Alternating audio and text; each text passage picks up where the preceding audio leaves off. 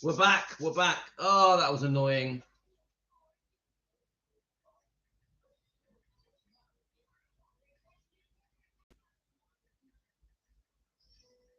Okay. Hi, guys. Sorry about that. That was just annoying. That was just annoying. So, okay. So let's get you back on. That was just annoying. So we're going to do a Billy Smith. Bit of Billy Smith again. So let's get a few of you to join so that we can.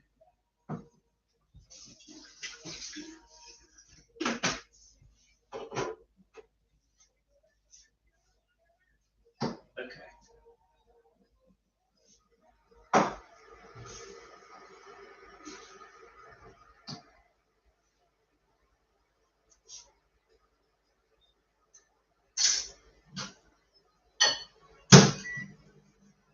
All right. So sorry about that, guys. That was just annoying.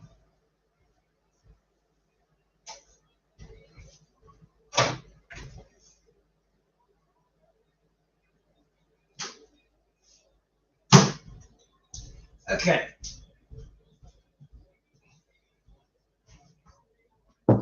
As you can see, I'm faffing around. So I was just saying about my jumper. Oh, it's still too baggy though, isn't it? Elvis had a much tighter one, and he had a little collar up, didn't he? He had a little collar. So, okay. So we're going to talk about Billy Smith. Now, of course, I'm a fan of Billy Smith. Yeah, I got nothing against Billy Smith. I like him and Joe. We've been posting some videos on my. Let me just get them up a minute. So whilst the guys are joining, I've suddenly found that Billy Smith has suddenly become a bit of a topic in the last couple of days to do with this book. Da, da, da. Has any of you seen all the Facebook stuff on EFM? Let's just see. Hi, Memories. Memories, what's your name? Where are you from? Introduce yourself. Have you been on before? Welcome to Team Elvis. You must have a coffee. So I've noticed everyone's talking about Billy and Joe and their reaction to the Desiree Lucy book. That we know Joe at Rare Elvis Photos has done a lot of work on this book. So let me just see if it comes up. They might have deleted it, but there's quite a passionate.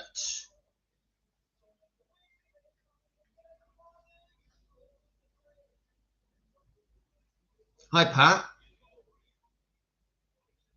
It's me, Louis. It's me, Louis. I need a who's me. Can you message me direct? But what I'm saying is, oh, hi, Denise. Hi, because it says memories. Hi, how are we going, Denise? Hi, Diana. Hi, Linda. So let's just give people a chance. So I just, he might have deleted it. Hello, morning. He might have deleted it. Let's have a look. I know there was quite a, is it still here? I think it's been deleted. Quite a passionate post about, yeah, I think it's deleted, guys. Oh, okay, I understand. Thank you, Denise. So quite a passionate post. Did any of you see it? I think it's gone. Now, I obviously like Billy and Joe. Coincidentally, yeah, I think it's been deleted. So I think isn't it pretty clear that Billy and Joe think that the book's not real? Yeah, is it? Are we agreed that Billy and Joe don't agree with this book? Don't think this book is true? Elizabeth, when was this? Louis, I think Danielle deleted it. So Elizabeth, have they mentioned us? Elizabeth, have they mentioned? Has Billy and Joe ever mentioned our show before?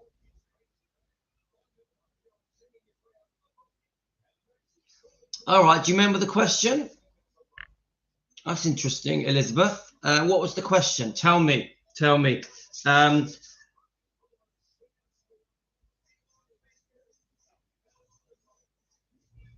So obviously, guys, I'm not going to beat about the bush. I think this is fascinating. I think it's fascinating. There's loads of information out there, and obviously, Joe has done a lot of work on this book. I don't want to discredit Joe or be disrespectful, but it's not for me. It's not for me. How can I say it without coming across rude? It's just not my thing. Yeah, that's all. I don't want to, because I know there's many of you people that believe it and don't believe it. There's many of you people that think that don't even take a view. You just are not interested.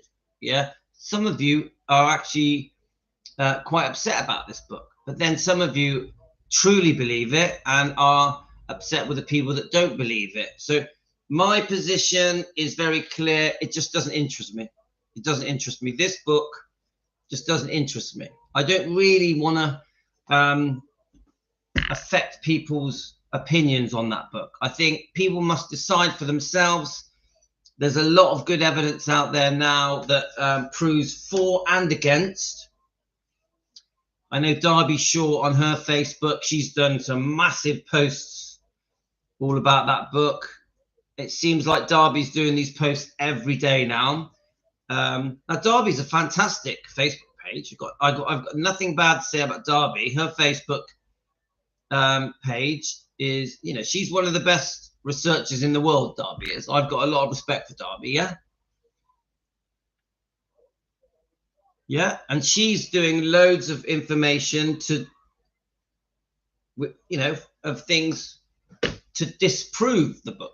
So you've got people trying to prove it, people trying to disprove it, people that don't care, people not interested.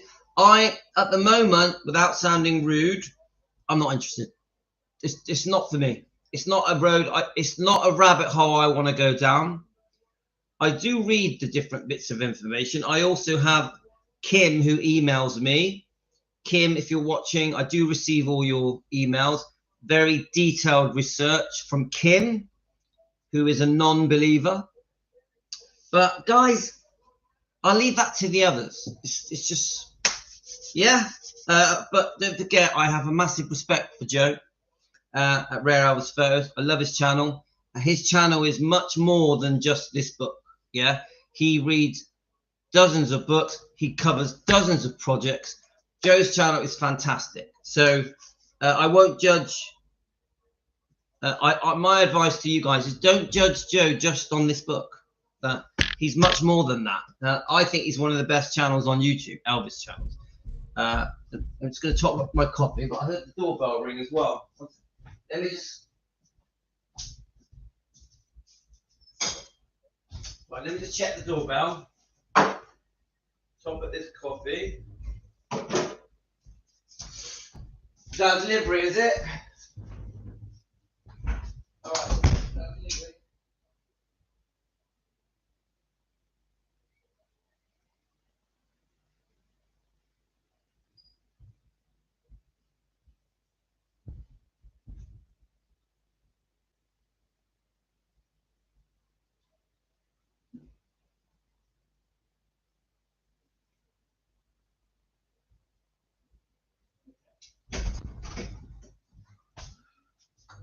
It's okay.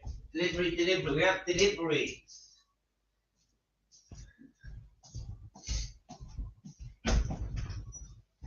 Right. Okay, guys, let's just check some of your comments.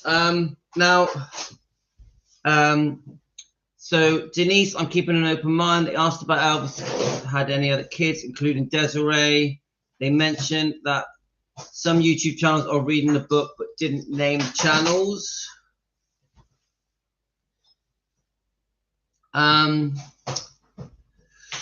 So according to some people, they're already DNA. So why ask Billy again? In my opinion, according to some people, there was already a DNA. So why ask Billy again? In my opinion, I'm not with the DNA.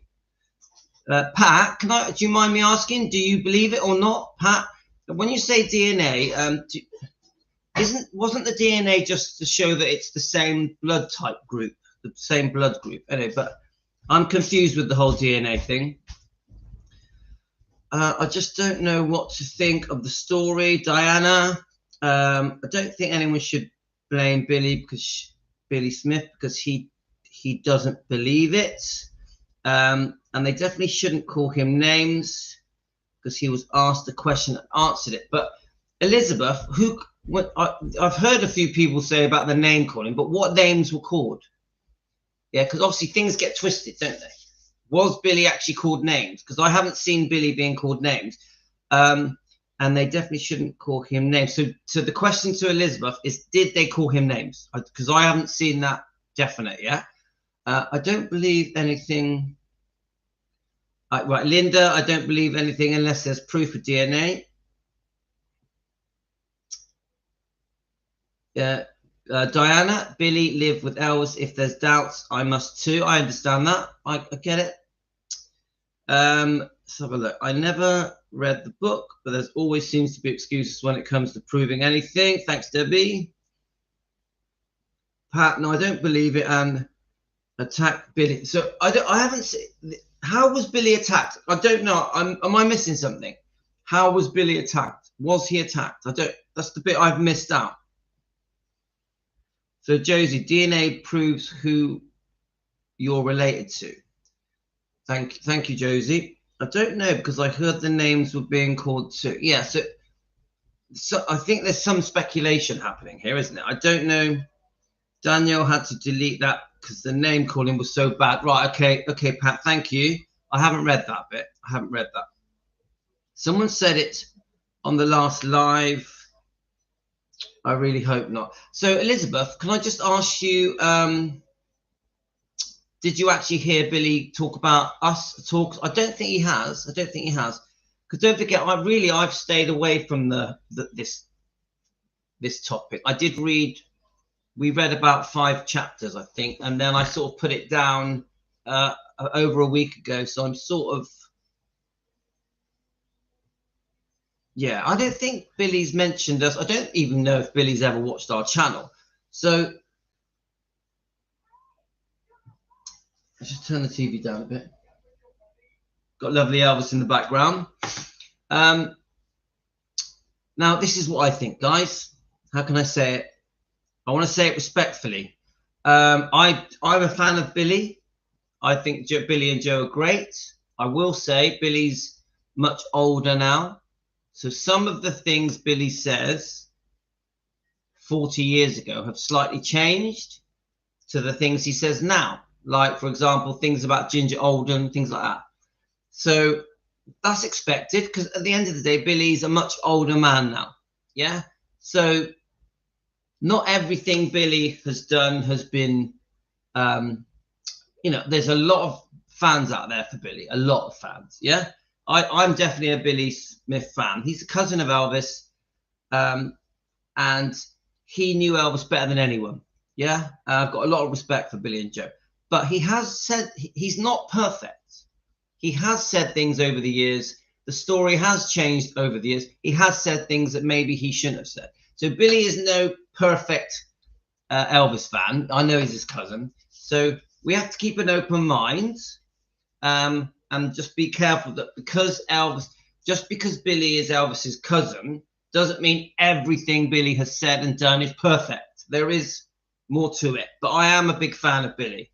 We're going to play one of Billy's old interviews.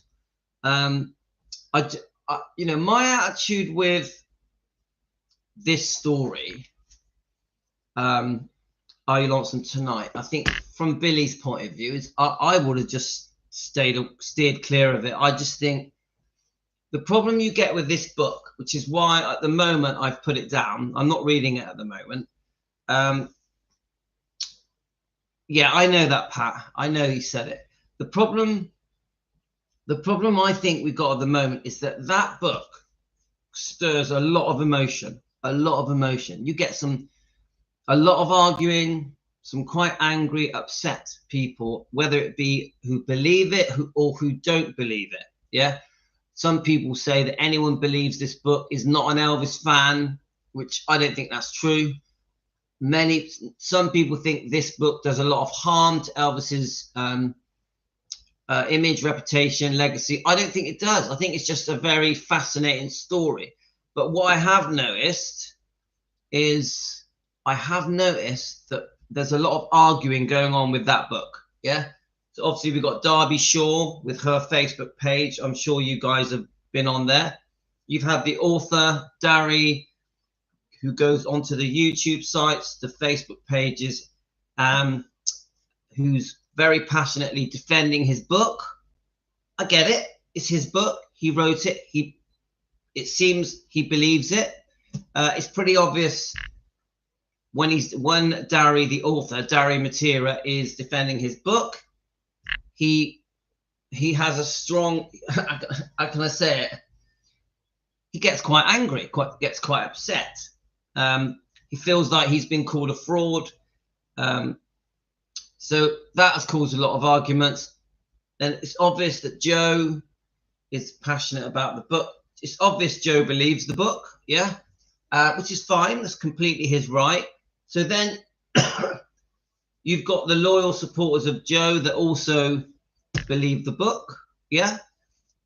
Then you've got the whole another lot of supporters that don't believe the book. So this is causing so many arguments, and it's now overspilled, and now Billy and Joe have been drawn into the argument. So you've got Billy and Joe, you've got all the YouTube channels, you've got obviously Rare Elvis First, you've got Darby, who has really gone for it on her Facebook page. Really, I personally think Darby is like, she's really got to be in her bonnet, and she is really trying to disprove the book, like with hundreds of hours of research. Yeah. So yes, Pat has just put it perfectly. The whole thing is got out of hand. Yeah. Now I take myself out of it. I'm out of it. I don't want to be part of all of that that's going on. I personally think that Joe has done so much work on the book that I now think there's enough information out there for people to make an informed decision, to decide for themselves. I also think, you know, Billy and Joe Smith, they don't need this hassle. I don't think they need the hassle of this book. Now, I just think if I was Billy Smith and Joe Smith, I would leave it alone. Leave it alone, because you do get some people that are quite rude, quite aggressive, quite angry.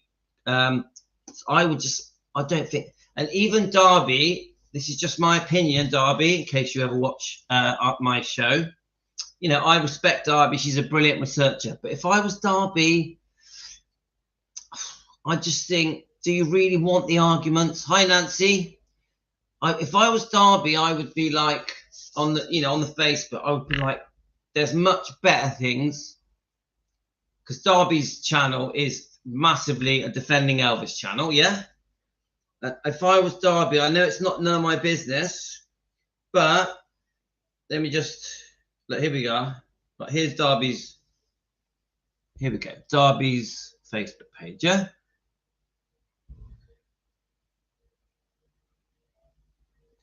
I personally think it isn't worth the hassle. Nancy, we were just discussing. Hi, Nancy. We were just discussing this book a little bit. We are actually going to talk about Billy Smith and Joe today. But what I'm trying to say is that to me, it's all become very overwhelming. Yeah, you've got the Facebook arguments, you've got the YouTube arguments, you've got the arguments on Joe's channel, you've got many other different YouTube channels arguing about it. I just think it's all got too much. Yeah, I think let the people who want to believe it, let the people who don't want to believe it, not believe it, and the people in the middle that are not interested, that just want to get on with defending Elvis or supporting Elvis and the bloodline. That's what I think. I think it's all gone too far. I get someone emails me called Kim every day with loads of information. So we know this gets a passionate reaction. Now, I like Darby Shaw's Facebook page a lot. I like Joe at Rare Elvis Photos a lot. Some of these many of the YouTubers, the Elvis fans that are against the book, I have loads of respect for them. Many of the YouTubers that agree with the book, I have a lot of respect for them as well. So I just think Louis defending Elvis, Team Elvis, I just think, I keep repeating myself, it's all got a bit too much. It's all got too much. There's too much falling out now. There's too much passion. And I think even now, Billy is getting grief. Billy and Joe, I just think, come on, guys. Billy's like 80. These are elderly people. No offense to older people. I just think enough's enough. That's what I think. That's just me, Louis, defending Elvis. But as you know, guys, I think let people decide for themselves. Yay or nay. Either way, I respect both. If people don't even want to make their mind up and sit on the fence, that's fine. That's what I think. Right, let's read some of your comments, and we're going to play some video footage of Billy and Joe. We're doing a bit of a Billy morning. Right, let's have a look. So I know who was that? Yeah, let's have a look. Right, let's catch up with your comments, guys. So good morning to you. The kids are with Mum in the lounge, so they may come in and say hello. We've had a lovely Christmas. What's the stink about? Nancy, that's not a question. Nancy, the general point I was trying to say, Nancy, is that, come on, everyone's arguing over the book. You need to just chill, man. We need to chill out. Right, I'm going to play. Right, I found this old vintage interview. Probably lost it now. I thought we could just play bits of it.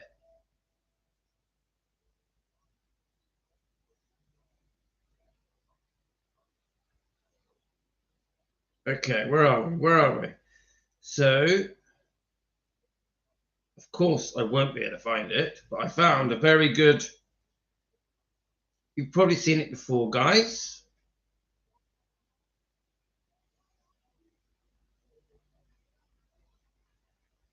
Here we go. Is this it?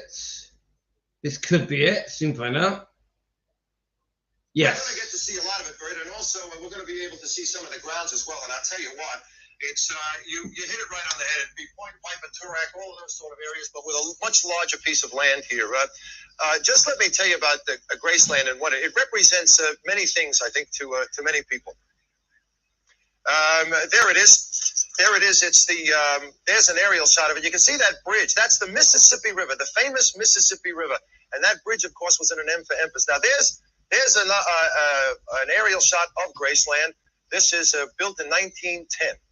And Elvis bought it, of course, in 1957 for $102,500, which was an enormous amount of money then. It's an enormous amount of money now, but you can imagine what it's worth by this time. It's a 23-room mansion on 14 acres of parkland, and it's hidden from the road by tall oak trees. There's a main highway runs out in the front, which I was quite surprised to see. Look at that. Isn't that a typical old Southern mansion? I mean, that's exactly what you'd expect to see, isn't it? Now, up there, where the camera's about to zoom into, that's Elvis's bedroom. That's the famous bedroom up there. Now, we're going to zoom through, and then when we come back, there we are. Now, that's the back of the house, and this is out in the back where all the horse paddocks are and everything else. So that's Elvis's huge office plus his dressing room, bathroom. There's the pool. That's off on one side of the house, and Elvis never used that pool. This is his favorite palomino. That's Uncle Earl, who's walking him. His name is Rising Sun. and he's 24 years old. There's some of the other horses. Okay. And there's that's who is that on the left? Guys, what we're going to do, let me just pause it. So what we're going to do, we're just going to watch it together. We're going to have quite a chilled out sort of Christmassy morning. I'm going to show some Billy Smith and Joe stuff as well, but let's watch this because I thought it's quite interesting. I haven't watched this, so we're going to watch this for the first time for me together. I might have watched bits of it, but I've never watched it all the way through. So let's just see how we get on, okay, guys? That's Kevin. That's a $250,000 bar, TV area, sauna, spa, bath, and private health club that Elvis built out in the back. Inside, it's unreal to see what he's built in there. Now, in order for us to do this program, we have to put a tower up. And up. And up. And up. And up. And up. And up. And up. And up. And up. And there's one of your relatives, Bird, heard you sing. He's about to jump off. Now, over here, this is a car. It's incredible. It's worth over $100,000. It's a Black Hawk Stutz is what it's called. He bought it in 1973. And it's an absolutely incredible vehicle. It's still here out in the back. There's a Tennessee license plate. If people have never seen one before, you can see all of the fittings that they've got on this car. It's an absolutely remarkable car. There's another one, actually, just like it, that's gathering dust in a nearby garage. Have a look at the gear shift there. It's solid gold, that gear shift. And it's just an amazing vehicle. It's a shame that it's just sitting there. There's a little plaque on it, you know, or to make sure that everybody knows that it's Elvis's own automobile. And now this one here is very special. This is the first car that Elvis bought for his mom. It's a pink Cadillac with a white top. And by the way, the funny part about it is he bought that car for his mother. I think it's a Oh my God! Hang on. So, all right, I'm live at the moment. Who is it? I'm calling from Western General Hospital. Yeah, it must be for my wife. Yeah. Is it for Aurora Echo? No. So am I speaking to Mr. Roy Credo? Yeah, just 1 second, guys. Yeah, go ahead. Yeah, go ahead. Go ahead. Yeah.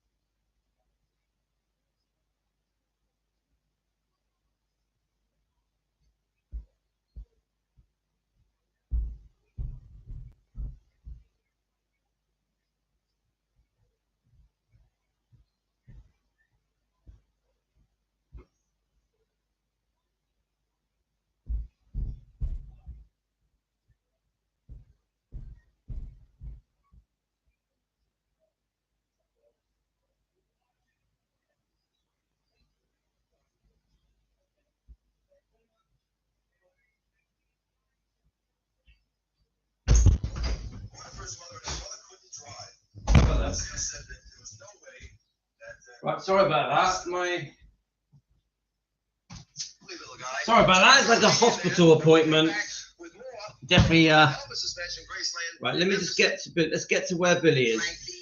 Well, actually, you know, this is interesting. Okay, here we go, guys.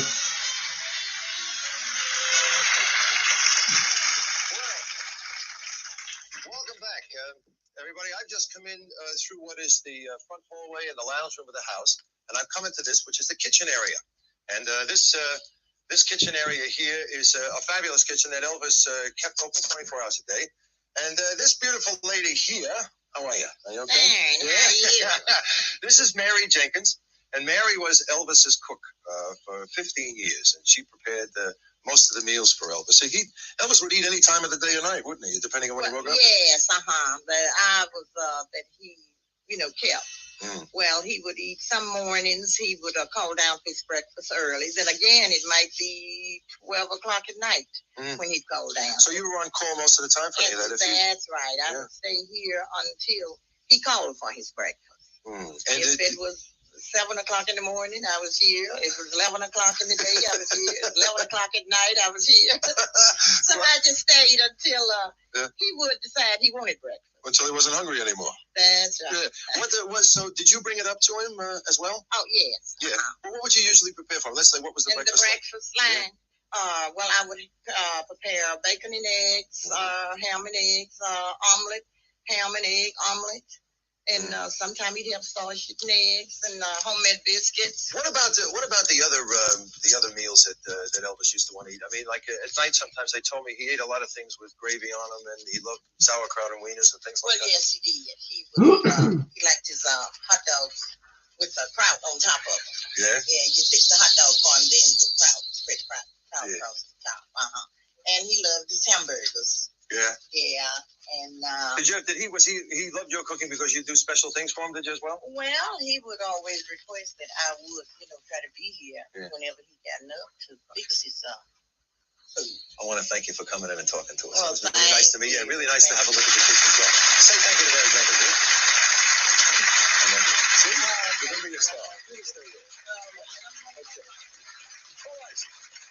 I'm coming over here now because I want you to meet somebody else. This gentleman is coming over here now to talk with me. This gigantic fella here. We always give it. Billy doesn't mind. This is Elvis's cousin, and Billy, of course, was here all the time. Say hello to Billy Smith, would you please? Right, let me just pause it. So guys, let's all get Googling. Let's find out if Billy is 70 or 81. I'm just interested to know, but I haven't watched this, so we're going to watch this together. Probably loads of you have already watched it. So I'm interested to see what Billy has to say about Elvis. So let's just keep watching, guys.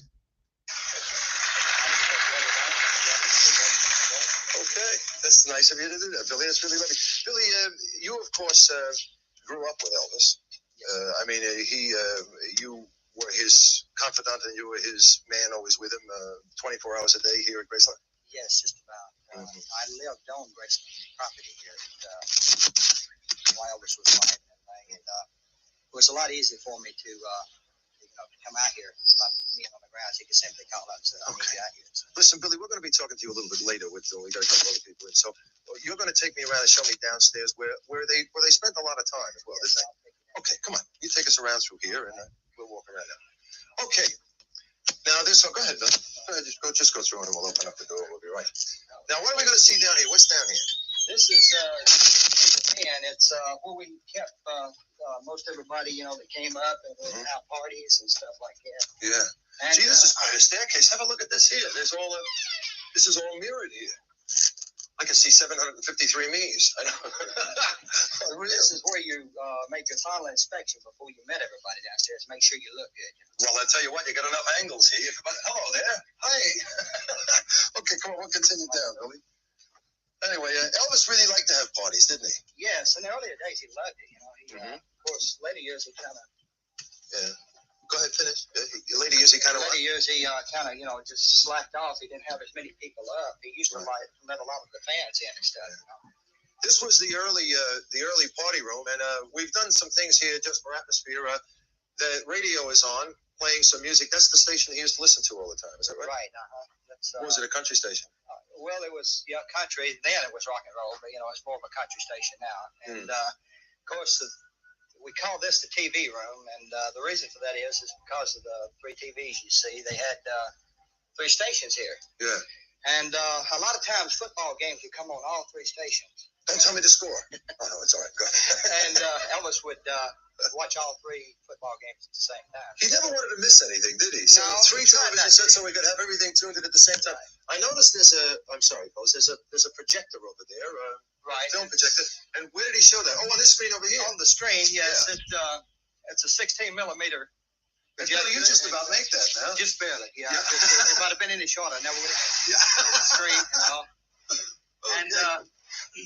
And so how many people would they have in this room at one time? I've seen as many as 40 people. Wow. Yeah. And of course, this room then, after a while, no longer became the entertainment room. They built the other one upstairs, which we're going to see a little bit later. Right. They built the den on upstairs, and that's where we held most of our parties in. So he just about had everything in here. 3 TVs, a screen for motion pictures. Just pause it. So, guys, what year do you think this was? Have any of you seen this before? And what year do you think it was? I mean, he's quite a young man there, isn't he, Billy? I think we've worked out that Billy Smith, Elvis's cousin, is 80 or 81. The other thing, I think there was a confusion that it was Billy Stanley with the age. Now, Billy Stanley did message me yesterday, believe it or not. And he basically said he watches our show, he supports what we do, and keep up the good work. That's what Billy said. So I will show you those messages, but not now because I want to carry on watching this. So I don't know how this is going to unfold. I'm guessing he's just going to do a tour of Gracelands, but I find it fascinating. Yeah, it does seem like not that long after Elvis passed. Would we say this is early 80s? Sit around there. We've got a bar over here as well. Nice, very nice setup room, isn't it? Yes, it's very nice. It was very comfortable, and of course we still used it quite a lot. And this room here, Oh, this looks special, this place, doesn't it? this is the pool room. We had a lot of fun here. We play pool and do different things. Let's get around here. Just bring it over here so I can take a look. You know what's interesting in here? Billy, I think I'll get down here with you because this light's a bit too high for me, and I don't want to miss being on camera. The interesting thing about this room to me is that the ceiling has this sort of tent-like effect, but the material is all the same. It's on the walls like curtains, and also the lounges are all done in the same material. Right. Did Elvis have a lot to say about the decorating of these places? Yeah, he usually picked out the color schemes for it and different things. And of course, they wanted this room to match like this, the material. This was actually done in 75. This was redone. Redone in 75? 75. Oh, I see. How was it done before that? Before it was more of a... So let's just want to comment on that. So he's saying that the room was redecorated in 1975. Does anyone know the story behind that? Who was it redecorated by? I'm guessing Linda. Yeah, does that sound right to you? But does anyone know why it was redecorated in 75? Let's just keep going.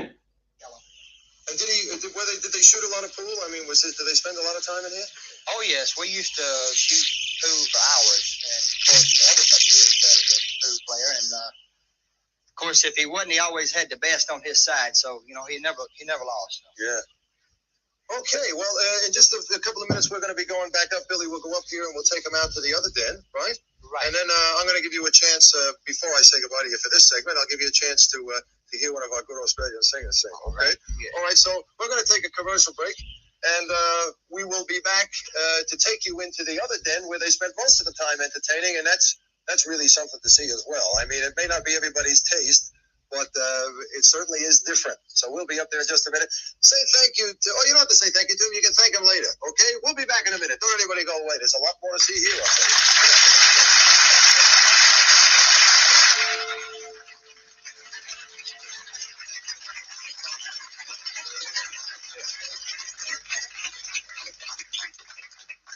All right, so this takes us out of that area, and now we come around up into this area. That's the This is the new den. Okay, well, we'll be able to take a look around this, Billy. That's Kevin Arnett sitting in Elvis's favorite chair over there, isn't it? Right. Hey, Kevin. How you doing? Kevin, Billy Smith. Good day, Billy. We'll be talking to Kevin in a couple of minutes. You stay there. Okay. Don't you go away, all right? Hey, Billy, this is quite a room, and it looks like they spent an awful lot of time in this area of the house, didn't they? Yeah, because of the big advent and everything, you like to spend more time, and it's bigger, and it gives people a little more breather room. So. Okay, well, and this is the new party place, sort of, isn't it? Right. Right. This was added on. Okay. All right, well, Billy, I want you to be able to have a look, because we've got this satellite going two ways now, you see. Right. You're going to be able to have a look at some Australian talent, like you did that opening number, which you told me you really liked. Yeah, I like it. Okay. Anyway, we've got only one of Australia's best singers, Billy. So did you hear that? Was this done by satellite? Because he just said we've got the satellite going both ways. Did I hear that wrong? Let me just get back. I want to keep it with Billy in it. What he's saying on that occasion. Now, as we arrived on, all the kids came tumbling out of the street. The bell had just rung, and Elvis didn't become the focus of attention. We did. And of course, look at that. Look at this. The oldest rock star in the business. Now, after leaving school, Elvis's first full-time job was a truck driver at the Crown Electric Company. Now, he's going to show you a little photograph here. This is not the Crown Electric Company now, but it was right in this building we're going to see now coming up on your screen. This is now D&H Hardware. That's where he had a job at the Crown Electric Company as a truck driver just after he left high school. Oh, right. Well, you've done some research here. Now, I know that. Now, it was during a lunch break that Elvis presented himself at Sun Recording Studios on Union Avenue in 1953. Now, he went in to make a record for himself, and it cost him $4. Then, just a year later in 1954, when Elvis was 19, he made his first commercial recording right here in the studio. I'm just about to take you in now. It was right there in that studio. He made his first recording. It was a song, if you remember, Don, called "That's All Right." Have any of you been here? This was owned by Sam Phillips. These two. Yeah, those two were owned by Sam Phillips in those days. Not now, of course. He owned that radio station we were listening to downstairs in that games room. Yeah. We're just having a look there at some record racks of country and western singers, because they record a lot of country and western here at the studio and so on. Right. And that's the control booth you saw just there with that glass panel. And this is where Elvis would have stood with his musicians making that first hit, "That's the Right Moment." Fascinating, the funny thing about this, Don, just after he made that song, within 2 weeks of recording that song, in July of 1954, that record was on the country music charts here in Memphis, and it was number 3 within 2 weeks of recording it. And that's where it really began, in that Sun studio on Union. In the new movie, This Is Elvis, of course, they shot some scenes in there. As a result of that first record, Elvis made his first professional appearance at the bottom of the bill as a support at the Overton Park Shell on the 30th of July, 1954. Hardly the International in Vegas. One day we'll be there. He was supporting Slim Whitman, by the way. Now, within 2 years, Elvis was making so much money, he bought his first home on Auburn Drive, a lovely suburb, by the way, and that house cost him $40,000, which I guess then, Don, was a lot of money. Yeah. A year later, he bought Graceland. Now, with all the money coming in, Elvis could now indulge his fetish. So, let me just pause that bit. So, Kathy's been there.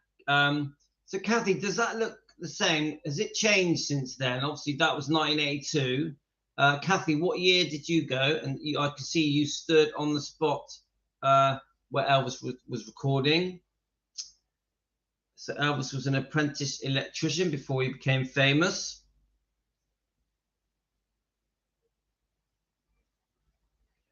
We all want to go there, don't we, guys? We all want to go there. So Kathy went in 2022, but does it look any different to me? Like, to me, the front looks different. Is there new signage now outside the front? Let's go past the car. Let's have a look. Right, so it's going to go to the cinema now. 100 of them he bought here at this Cadillac place, still operating here in Memphis. Yeah. Imagine the money Howard Massey must have made in commissions. Of course, they give him good service. Elvis became so well known, he found it impossible to go to the movies as we would do. So he used to hire this little theatre after midnight, so he and his friends could watch movies till look who's appearing there, Don. Australia, AC/DC. Is that right? And there's the little door on the right where Elvis used to go in after midnight with his friends and so on. Billy Smith probably went in there with Elvis, and the favourite movies, of course, were westerns. Right. Now we come into something I suppose I found a little bit horrifying in a way. I don't like all this. It's just too commercial, all this stuff. Yeah, but go ahead, tell us about it. Now, here we have the Jimmy Velvet Elvis Presley Museum on Elvis Presley Boulevard. Now I'm going to walk in the entrance. I was having a coke there. Now I'm walking in the entrance, and this is the greatest collection of souvenirs that I've ever seen anywhere in the world in my life. We're just going to show you some of the souvenirs here. Well, not greatest, but most extensive, maybe. Oh, incredible. Greatest, yeah. Elvis key rings, earrings, ashtrays, brooches, cigarette lighters. It's amazing. You can't go anywhere here that they don't have an Elvis sign up, is it? Oh, it's incredible. Really, you would never believe it till you came to a place like this. Like he never left. Yep, that's exactly right. I don't think there's anything in this shop that they haven't made into a souvenir. I can't think of any other item. There's flags, stickers, badges. Oh, yeah, I just saw license plates, rings, key tags. Look at these. My goodness, it just never ends, doesn't it? They're the cigarette lighters. These are just Fascinating, guys. But I'm just asking now, because obviously I've never been. Is where all the souvenir shops now are, or were then in 1982? Obviously, haven't they developed that whole area now into the hotel, into the new Graceland Hotel? Also, I think when Elvis Presley Enterprises was properly set up, I think Priscilla was involved in that as well, and Jack Sodden. Didn't all the merchandising just suddenly end, and then things could only be sold, souvenirs, pictures, tapes, etc., that they could only be sold through licensing? So didn't Elvis Presley Enterprises tie up all the loose ends with licensing and close all the shops, all the souvenir shops, because they were basically breaking the rules, weren't they? Yeah, breaking the law. So is that the case, guys? It's a really marvellous photographs. These are a lot of candid Polaroid photographs taken by various friends of Elvis who'd sold them to the Jimmy Velvet Museum. Look at this. You're getting them from every era of Elvis. Look at Yeah, these are one of the colours. This is a 1982 Oh, colour. incredible. Look at that. It's Hi, Nicola. all sorts of things. I've never seen anything like this. There's money there with Elvis on it. Dollar notes with Elvis in the centre. Elvis spoons, of course. You could go away without some spoons. I was going to open one of these for Mirrors. Bert, but we ran out of souvenirs. I thought you might have run out of space. And there are some of the key rings, little mirrors there, little vanity mirrors. When does it end? How much stuff do they have in here? There's earrings. We've got a few friends here who are going to go to their office when they get back to Los Angeles and Australia and dress up in every single thing that they can. There's some of the mugs, for example. You get way down. Yeah. There's some of the mugs. There's Now, some we're in the actual museum, Don, and you'll find authentic articles in the museum, many sold by his friends. This is a double bed, one of Elvis's from his house in Hollywood. And you'll see there, look, made expressly for Elvis Presley. Isn't that incredible? Oh, they got to put that tag on. Is that for real? No, it's for real. In fact, the tag is not shown to the public. They took it off for us. And what's Another this? car. Another Cadillac? No. No, it's a 1974 Lincoln, a blue one, Don, given to Linda Thompson for a birthday. Right. Now, we're going to see all sorts of other things in this museum, really authentic things collected by Elvis. He liked a lot of guns, for example. He had guns, bullets, gun belts, and so on. They were quite a feature of his life. Bowling balls. He's rather keen on bowling and bowling alleys. There's a pair of his boots. And now you see Linda Thompson with him, and these are some of the clothes that he bought for Linda Thompson. Yeah. There we go. Those clothes were bought for Linda. These are some of the jackets he'd wear when he was touring around. Fascinating, Look, one of guys. Elvis's bathing suits is in the museum, Don. Oh, Now, my believe it, these are his I don't briefs. believe Look, it. his briefs worn under his jumpsuit. Oh, wait a minute. Oh, isn't that? There's some of, he's famous, of course, in the later years for his dark glasses. And there's, of course, the sort of pair that you recognise him in, really from the 1970s. Is that stuff for onwards. sale or just on display? No, not for sale. That'd be worth a fortune. Now, Right. all sorts of security badges from different states of America that he collected over the Yeah, he years. did like. And there's the police dog that he had in his bedroom. That's the RCA symbol, Nipper.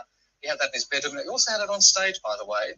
Now, this museum is also full of incredible paintings of Elvis, all painted by fans of his, Don. Not painted by artists necessarily. Wow. This painting we're looking at is called The Legends of Elvis, tracing his life. See Lisa Marie down there in the bottom right-hand corner? Yes, right. Oh, This yes, is Jimmy Velvet, who owns the museum. Now, Jimmy is showing his newest acquisition. It hasn't gone on display. One of the jumpsuits worn by Elvis. I don't know if you know, Don, but there were 56 jumpsuits made from 1971 up to 1976. How does this guy get all of this stuff? How does he get Well, all it's mainly, he said, from friends of Elvis and people who used to work with him.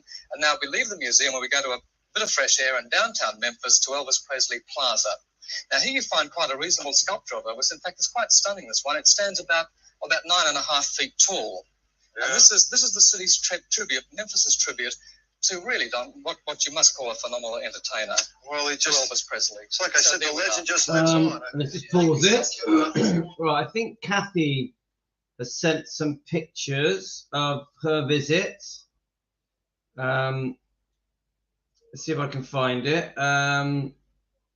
Here we go. Right, this is Kathy's pictures. Have a look. I'm just quickly looking at them. Kathy holding the microphone. That's cute. Right. So Kathy, who's with us now, who's in Australia, by the way, guys. Right, let me just try and do this.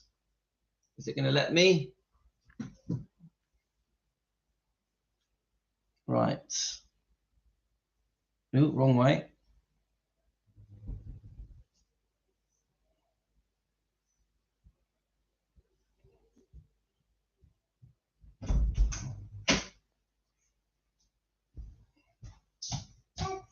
Hi, 1 second. Let me just show these pictures.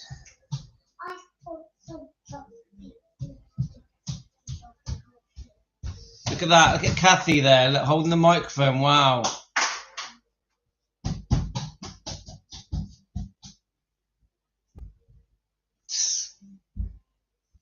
Oh, thanks, Kathy. Wow. Unbelievable. I'd love to go. Absolutely would love to go. I'm really enjoying this video. I think it's great. Right, let's get it back up. It's called Inside Graceland. We're going to get to see a lot of it, Bert, and Right, also have a we're look. going to be able to see some of the grounds as well. And I'll tell you what, The hallway photographs taken by various Union. in the new movie, This Is Elvis, of course, they shot some scenes in there. What's this? Right, let's just. So the fact the tag is up. This is the Soundtrack tribute, emphasis tribute to really what you must call a phenomenal entertainer. Well, it Just just, Elvis Presley. it's like I said, the legend just lives on. Yeah, Thank you, it's just- Kevin. I hope you all enjoyed that. That was, where are we? We're over here. That's terrific stuff, Kevin. We'll be back, and we're going to be talking when we come back to one of Elvis's closest friends and confidants, George Klein. Thank you again, George. Good stuff. Right, let's hear George Klein, yeah?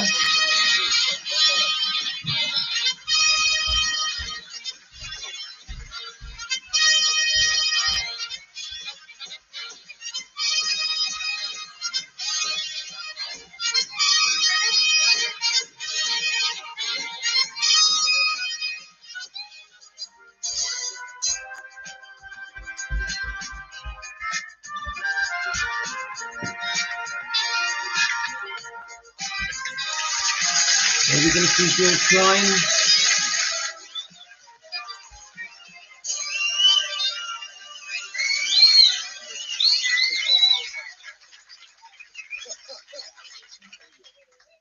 I get the feeling Philip Brady is there whooping people up. I can sort of. Pompeo Memphis DJ George Klein. This fellow right here was a very, very close friend of his. In fact, they went to high school together. George was on radio as a DJ, and he was one of the first to play and to plug Elvis's records. Now, George spent a lot of time here at Graceland. He spent a lot of time with Elvis. And he was one of the select few who was invited to the Elvis and Priscilla wedding. And in fact, here's another one. Elvis was the best man at George's wedding. So, with no further ado, I did. There you got a picture of it. That's the wedding? That's exactly. Okay. Anyway, would you say hello to? They call him GK here. His real name's George Klein. He's a beautiful bloke. Say hello to George, will you?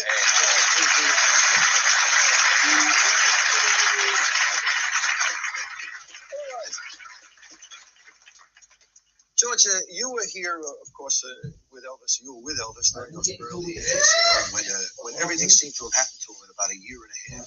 How did he handle the success then? He loved it, Don.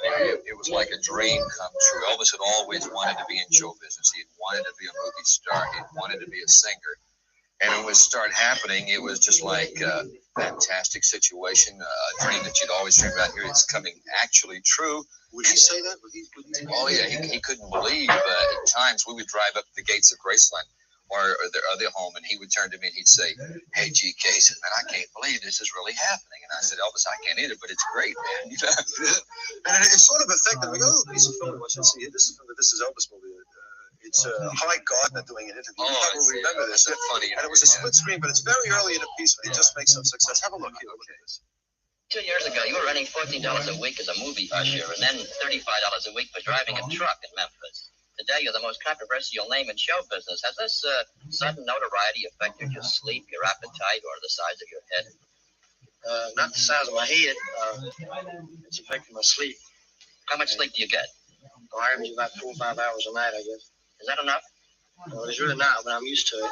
And I can't sleep any longer. What do you keep in mind mostly? I mean, some of the songs you're going to do, or some of your plans, or what? What goes through your mind? Well, everything has happened to me so fast in the last year and a half till I'm all mixed up, you know. I mean, I can't keep up with everything that's happening. George, he was talking about having trouble sleeping there. Was that true? Did he have a lot of people later? He had trouble with it? Yeah, well, in the early years, he had trouble sleeping, and he had a tendency to walk in his sleep. And this actually happened before he went into the Army. He didn't have the problem once he came out of the Army. But before going to the Army, and everything was so exciting, and there was so much tension and so many things happening, like he just sit there so fast and so quick, that he really had trouble getting any sleep tonight because he didn't know what was going to happen the next day, where it would be Ed Sullivan or Steve Allen or a Paramount Motion Picture. Things were just snowballing, and the excitement was so great that it was hard really to get to sleep. Did you ever see him sleepwalking? Yeah, well, one time I spent the night with him over in his other house on Audubon Drive before he moved here at Graceland, and we were getting ready to go to Hollywood to do the motion picture Jailhouse Rock.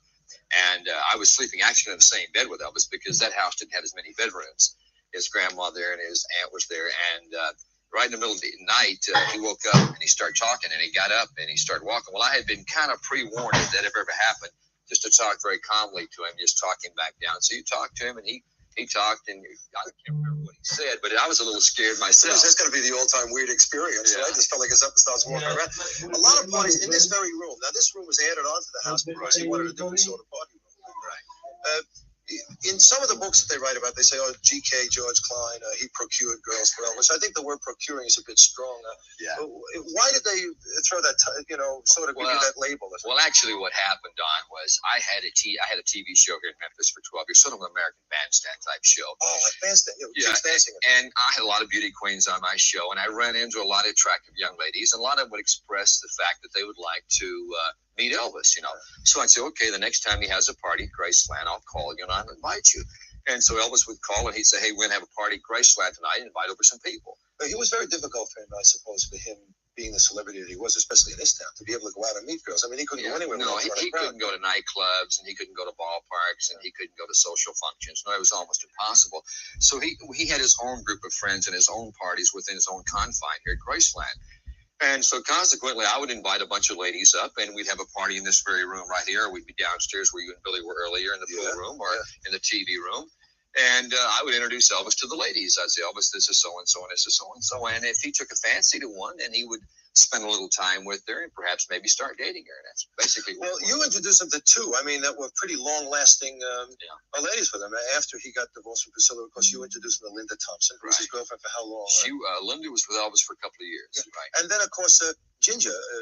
Well, that's a funny story about Ginger, Don. Actually, what happened was Ginger's sister really wanted to meet Elvis, and she had just won the Miss Tennessee title in the Miss America pageant. She was a very attractive lady. So we were going to have a party here at Graceland, in fact, in this very room. And so I called Terry, and I said, Terry, would you like to come up to the party tonight? She said, sure. She said, but do you mind if I bring my sister? I said, no, the more the merrier. She was attractive. I figured her sister would be kind of cute. So I never will forget the doorbell rang, and I went to the door and opened the door.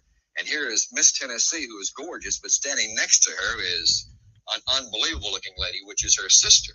So Ginger Alden. So he liked her better than so making a long story short, we come in. I tell Elvis, you're not going to believe how pretty her sister is. So what happened was Elvis fell in love with her sister, which happened to be Ginger Alden. Unbelievable. Where were you when Elvis died? He died in his house. Where were you? I was at that time, Don. For a short period of time, I left radio and television, and I became a public relations director for a theme park here in Memphis. And I got a call at the park from a couple of TV stations. They said, hey, George, we have a wild rumor, unconfirmed sources, that Elvis has passed away at the Baptist Hospital. And I said, it couldn't be. We'd heard those rumors many times before. Yeah. So I picked up the phone and I called Graceland. And when I called here, Elvis's daddy's girlfriend, Sandy, answered the phone. And there was a quiver to her voice, and it kind of upset me at that moment. And I said, Sandy, this is George. And she says, yes, it's true. And you could have just like somebody stabbed me with a hot knife or something. I couldn't believe it. I just felt cold chills all over. Did you come here? So I immediately got in my car and I broke every speed law in Memphis. I didn't care. And I zipped out here at about 100 miles an hour. And when I came in, everybody used to always come in that door over there. Yeah. And I came in, and as I came in, everybody was over in that area, in that tan chair right over there, was sitting Mr. Presley, and he was crying his heart out. And when I saw that, I just fell apart myself. And Mr. Presley came up and grabbed me, and I grabbed him, and he said, "George, my son has died." And I just couldn't believe it, Don. Sad day for you and this whole town too. George, thanks very much. If you want to hang around just for a minute, sure. You're gonna see somebody who can really rock away. Being a DJ and all that, you really appreciate this guy's had a whole research, so it's really visit. I'll tell you what, all of that I just find this whole documentary, whatever it is fascinating. Fascinating. I mean, George Klein went to school with Elvis, didn't he? And obviously he had a massive career in his own right. He always speaks very highly of Elvis. Bit too friendly with Priscilla for my liking, but I'm definitely a big fan of George Klein. Let's keep going, guys. His name is Jade Hurley, and he'll be coming up after this commercial break. Thank George Klein. In case we don't get the chance to do it later, GK, good friend of Elvis Presley. Thank you very much. And welcome back.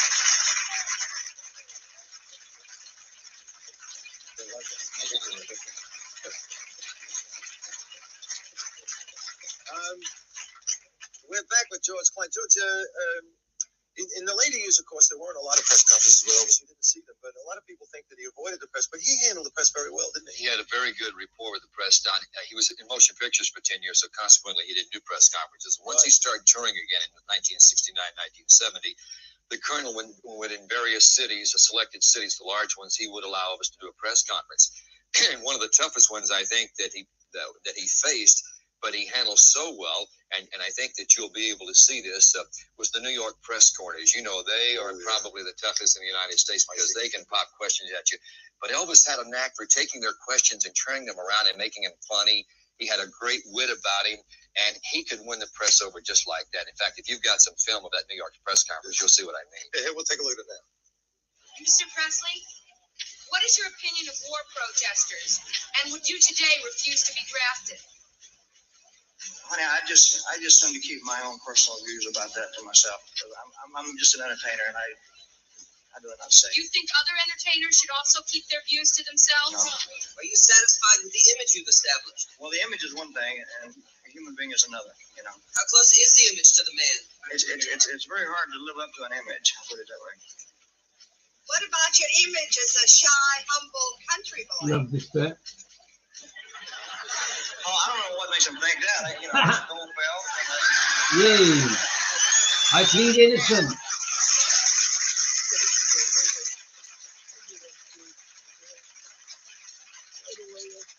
It sure does, Linda. Thanks a lot, George. I really appreciate you coming and everything. It's been terrific. And this will be a little treat for you. This guy, Jade Hurley, he's been just packing them in at every place he ever works. You know, he sits down behind this piano and he just tears them to shreds. And being a DJ and a fan of rock music, you're really going to appreciate this.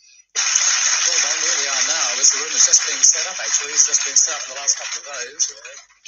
I keep feeling about that delay again. Yeah. So where we are now, we're in the trophy room. You've got all sorts of things. I mean, a letter from Richard Nixon from the White House. Oh, it is. Invitation to the inauguration of Lyndon B. Johnson. Letter from J. Edgar Hoover and so on. And just over there, by the way, is something from Australia I thought you might be interested in. That's from RCA Australia. You've got the big gold map in the middle, of course. You know what that is. And each of those albums in Australia had sold over 1 million copies. So RCA presented that to Elvis. And that, of course, was amongst his prized possessions in here. This, as I say, has just been set up a couple of days ago. Things are in another area. This isn't even finished yet, is it? No. Eventually, this will be a place that people have to walk through to see all of these. Yeah, when they come to visit Graceland. Look at this plaques through. And plaques here for every one of these records. These are the Golden Boot Award from RCA Records for different songs, different albums, and so on. The legendary performer, as they call him. Yeah. You've got stuff from all over Australia, from all over the world, and so on. And what I want to show you now is just a little bit of film that we made just a couple of days ago. And this is where all this stuff was originally. This was across in the racquetball court while they're waiting to store it. This has been the storeroom for Elvis's incredible collection of memorabilia, awards, trophies. I mean, it's just never ending, Don. And in a moment, you'll see me down there with a TV set, which was presented by RCA for him selling 50 million records, which is quite a while ago. In boxes, there were 145 gold and platinum records. There were 5 Grammy Awards I found. There's a huge painting of Elvis, which dates back to about 1976. There's awards from record companies for sellout concerts, for his karate activity. This, by the way, is inside the racquetball court. Yeah, this is full of stuff. The sort I wanted around there for a day. You can't get out of that place, and it's just, there's so much stuff. His own personal photographic albums, and we collected photographs, Polaroid photographs that he'd taken himself. What are Look those at all those trophies? awards? They're for everything. That's, as I say, from sporting organisations, for karate, for selling 1 million records of this, for his best films. There's a Bing Crosby Award down there, the Bing Crosby Award of 1971. This is where all this stuff we're setting up in here comes from. That's the racquetball court. Right. There are a couple of awards there. I mean, there's just so much stuff, it's mind-boggling. And of course, they set up this thing in here this way with all of these.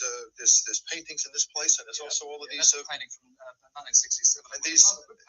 Imagine what that's and these worth now. mannequins here, like there's the leather suit that he wore in the Hawaii Specials Army uniform. Here's the other thing here. Yeah, it's really interesting. What's this stuff here, Kevin? Well, look, this is a whole lot of petitions, thousands of petitions asking Elvis not to go into the army because these fans didn't want him to go to the army. But look, I've got something I want to show you here. This is from Australia. Okay. This was for Elvis's 35th birthday, and it was sent by his Australian fans. It's called the Sound of Elvis Fan Club. You open it up, and there's a poem there called Our Loyalty is for Eternity. And then look at these all Australians who sent this book in 1967. These people are going to be seeing themselves from 1967. That's something. I mean, get a shot at here. There's a leopard skin suit you probably borrowed from Elvis, I think, is it?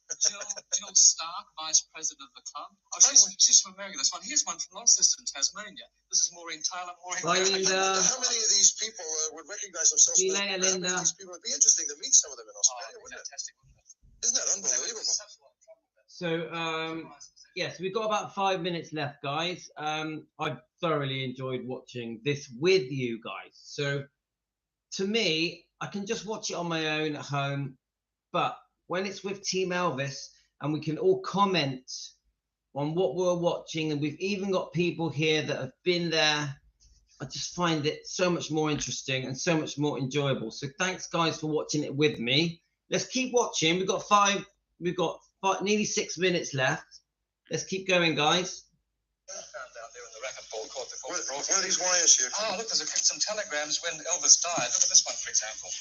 My deepest sympathy I feel for you. Take care. Elaine Green, Tasmania. They've saved all of these wires. Look at all this. the telegrams. What's this one? Another one from the Sydney. Carlton family, Sydney. Our deepest regrets. Look at the way they've saved that as well. We're only showing you the ones from Sydney, but there are others. Here's one from Isaac Hayes and a whole bunch of others. They've saved all of these wires, which will be on display. By the way, this is something that he would never travel anywhere without. This is a couple of silver hands joined together, presented to Elvis for his one of the 10 outstanding young men of the nation in 1970, presented by the United States JCs. And he was so fond of this, he carried it everywhere he went. It just wouldn't go anywhere without it. Okay. So there we are. Wow. Just look at a few of the incredible. I posted a video on that yesterday. We'll walk through here and be able to see all of these things that they have. They're setting it up like a museum.